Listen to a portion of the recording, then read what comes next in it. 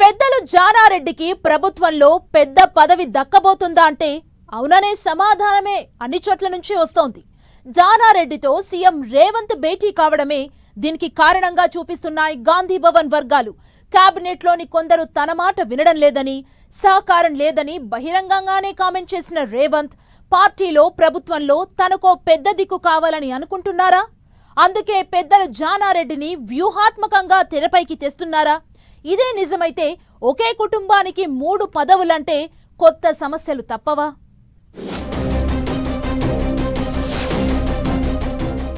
Revanth Delhi టూర్కు ready అవుతున్నారు. మంత్రివర్గ విస్తరణతో పాటు కీలక పదవులకు సంబంధించి హైకమాండ్తో చర్చలు జరిపే ఛాన్స్ ఉందనే ప్రచారం జోరుగా సాగుతోంది. ఇలాంటి పరిణామాల మధ్య సీనియర్ నేత జానారెడ్డి ఇంటికి సీఎం రేవంత్ వెళ్లడం కొత్త ప్రాధాన్యత సంతరించుకుంది. జానారెడ్డితో ఆంతరంగికంగా చర్చలు జరిపినట్లు తెలుస్తోంది. కేబినెట్ విస్తరణతో పాటు పార్టీలో కీలక పదవుల అప్పగింతల వేళ జానారెడ్డితో రేవంత్ భేటీ రాజకీయంగా ప్రాధాన్యత సంతరించుకుంది. అయితే ఇక్కడే అసలు ట్విస్ట్ కనిపిస్తోంది. సలహాల కోసమే కాదు, సర్ప్రైజ్ ప్లాన్ చేసి మరీ జానారెడ్డి ఇంటికి రేవంత్ వెళ్లారనే గుసగుసలు వినిపిస్తున్నాయి. ఈ ప్రచారం ఇప్పుడు తెలంగాణ రాజకీయాలను షేక్ చేస్తోంది. ప్రభుత్వ ముఖ్య సలహాదారుగా జానారెడ్డిని నియమించాలని రేవంత్ నిర్ణయించారని, దీని గురించి ఇద్దరి మధ్య చర్చలు జరిగినట్లు గుసగుసలు వినిపిస్తున్నాయి. అయితే త్వరలో దీనికి సంబంధించి ప్రకటన వచ్చే అవకాశముందనే ప్రచారం కూడా నడుస్తోంది. ఇదంతా ఎలా ఉన్నా ప్రభుత్వంలో జానారెడ్డిని భాగం చేయడం వెనుక రేవంత్ భారీ స్కెచ్ సిద్ధం చేసినట్లు ప్రచారం జరుగుతోంది. పార్టీ మాత్రమే కాదు, ప్రభుత్వంలోని కొందరు మంత్రుల నుంచే తనకు సహకారం లభించడం లేదని ఈ మధ్య పీసీసీ సర్వసభ్య సమావేశంలో రేవంత్ బహిరంగంగానే కామెంట్లు చేశారు.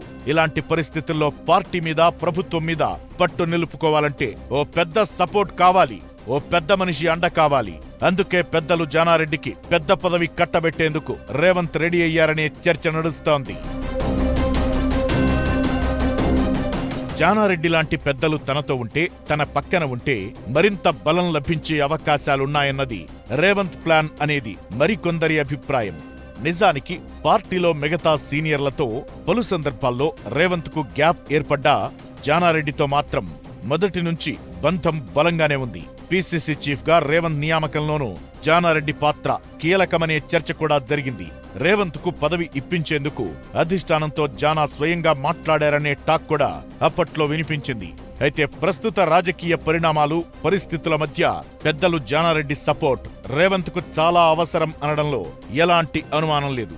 అందుకే ఆయన్ను ప్రభుత్వంలో చేర్చి తన బలం పెంచుకోవాలన్నది రేవంత్ వ్యూహమనే టాక్ కూడా అప్పుడే మొదలైంది. పెద్దలు జానారెడ్డికి పెద్ద పదవి సంగతి ఎలా ఉన్నా ఎన్నికల ముందు కాంగ్రెస్ పెట్టుకున్న నిబంధనల సంగతేంటనే ప్రశ్నలు వినిపిస్తున్నాయి. ఒక కుటుంబానికి ఒకే పదవి అనే నిబంధన పెట్టుకున్నారు.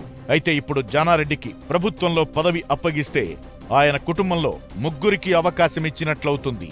ఇప్పటికే ఆయన కుమారుల్లో ఒకరు ఎమ్మెల్యేగా ఉండగా మరొకరు ఎంపీగా కొనసాగుతున్నారు.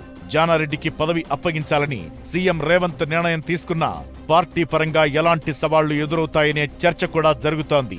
అయితే ఒక కుటుంబానికి ఒకే పదవి అనే నిబంధన పెట్టుకున్నా తెలంగాణలో అది పెద్దగా వర్కౌట్ కాలేదు. వివేక్ వెంకటస్వామి కుటుంబం నుంచి ఇప్పటికే 3 పదవులు ఉండగా వివేక్ కేబినెట్ రేసులోనూ ఉన్నారనే టాక్ ఉంది. ఇక ఉత్తమ్ కుటుంబానికి 2, కోమటిరెడ్డి ఫ్యామిలీకి 2, కేకే కుటుంబం నుంచి 2 పదవుల్లో ఉన్నారు. మరిప్పుడు జానారెడ్డికి లైన్ క్లియర్ అవుతుందా? ఆయన విషయంలో రేవంత్ ప్లాన్ వర్కౌట్ అవుతుందా, బెడిసి కొడుతుందా అన్నది చూడాలి మరి.